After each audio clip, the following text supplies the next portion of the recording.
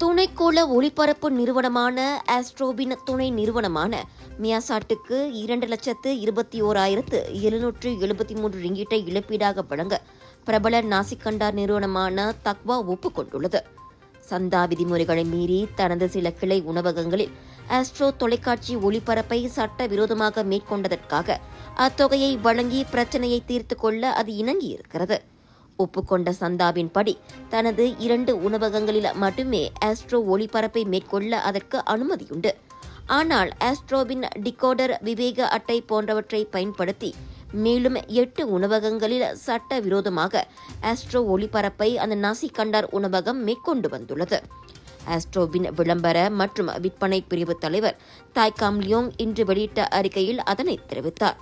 மேற்கண்ட இழப்பீட்டுத் தொகையோடு ஆஸ்ட்ரோவின் அறிவுசார் சொத்து மற்றும் காப்புரிமையை மதிக்கும் வகையில் இனி சந்தா விதிமுறையை மதித்து நடப்பதாகவும் தக்வா உறுதியளித்துள்ளதாக அவர் கூறினார்.